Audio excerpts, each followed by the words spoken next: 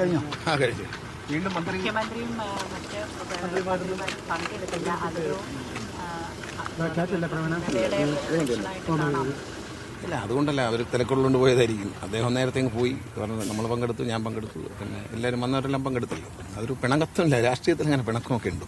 അങ്ങനെയൊന്നും നമുക്ക് തോന്നും രാഷ്ട്രീയത്തിലിപ്പോൾ അങ്ങനെ പിണങ്ങുകൊണ്ട് ഞാൻ അങ്ങനെ ഒരു പിണക്കമുള്ളതായിട്ട് ഒരിക്കലും തോന്നാറില്ല. നമ്മൾ അങ്ങനെ ആരും പ്രകടിപ്പിക്കാറുമില്ല.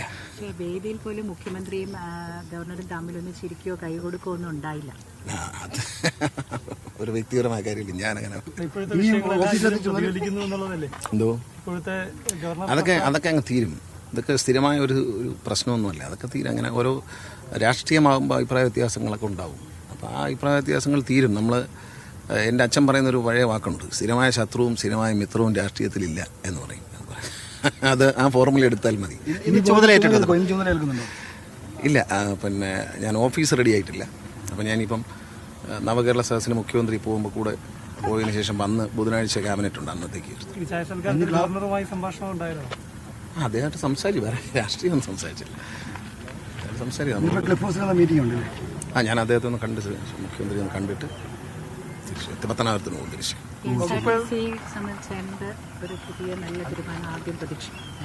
ചെലവ് ചുരുക്കും.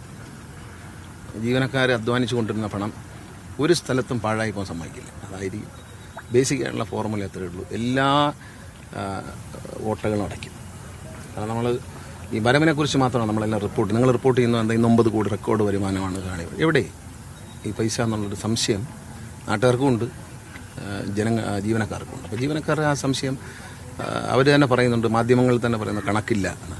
സംഭവം ഞാൻ അന്വേഷിച്ചപ്പോൾ കണക്കില്ല. ഇത്രയും വലിയൊരു സ്ഥാപനത്തിന് ഒരു അക്കൗണ്ടിങ് സംവിധാനമില്ല, ഒരു HR സംവിധാനമില്ല.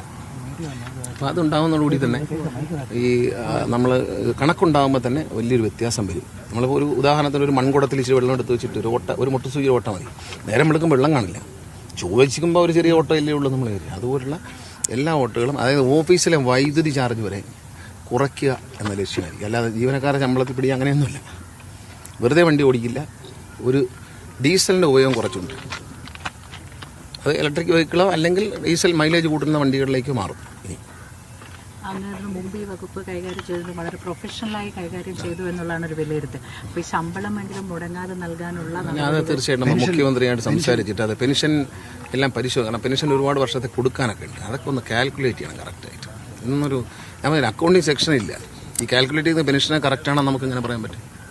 അപ്പോൾ അതൊക്കെ ഒന്ന് മനസ്സിലാക്കേണ്ടിയിരിക്കുന്നു. ഒരാഴ്ച സമയം എനിക്ക് തന്നാൽ ഞാൻ ഇതെല്ലാം ഒന്ന് മനസ്സിലാക്കിയിട്ട് എല്ലാവരോടും സംസാരിക്കും. ഞാൻ നല്ല പ്രപ്പോസലുകൾ എന്തെങ്കിലും ഉണ്ട്, അത് ഞാൻ മുഖ്യമന്ത്രിയുടെ അനുമതി വാങ്ങിച്ചുകൊണ്ട് അദ്ദേഹം സമ്മതിച്ചു കഴിഞ്ഞാൽ തീർച്ചയായിട്ടും നടപ്പിലാക്കും. നമുക്കിത് ലാഭത്തിലൊന്നും ആക്കാൻ കഴിഞ്ഞില്ലെങ്കിലും ഇതിനൊരു മെച്ചപ്പെട്ട സർവീസായി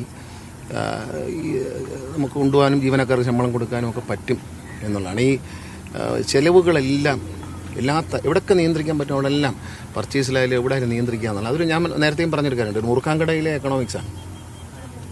വരവ് കൂട്ടുക, ചെലവ് കുറയ്ക്കുക. അപ്പോൾ ചെലവിനെക്കുറിച്ച് ഇപ്പോൾ ഒരു ധാരണയില്ല സത്യത്തിൽ ആർക്കെങ്കിലും ഉണ്ടോ?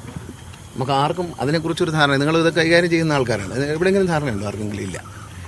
അപ്പോൾ അതൊരു ധാരണ ഉണ്ടാകണം. നമ്മൾ അതുണ്ടാകുന്നതോടുകൂടി നമുക്ക് ഗവൺമെൻറ് സഹായമില്ലാതെ കുറച്ച് നാൾ നിൽക്കാൻ ഒക്കത്തില്ല. ആ സഹായം കഴിഞ്ഞ 1.5 വർഷമായി LDF ഗവൺമെൻറ് KSRTC കൊടുക്കുന്നുണ്ട്. കുറച്ച് നാളുകൂടെ അത് തുടരേണ്ടി വരും. അത് പിടിച്ചു നോക്കിയിട്ട് ഞാൻ പറയാം. കാരണം സമരമൊന്നും ആരും ചെയ്യേണ്ട. ഞാൻ തൊഴിലാളികൾക്കെതിരല്ല, തൊഴിലാളി യൂണിയനെതിരല്ല. അങ്ങനെ ഒരു പ്രശ്നമില്ല. എന്നോട് സ്നേഹത്തോടെ ഏത് കാര്യവും പറയാം, ഞാൻ കേൾക്കും. നിങ്ങൾക്കും എന്തെങ്കിലും ആശയം ഉണ്ടെങ്കിൽ എന്നോട് പറയാം, ഞാൻ കേൾക്കും.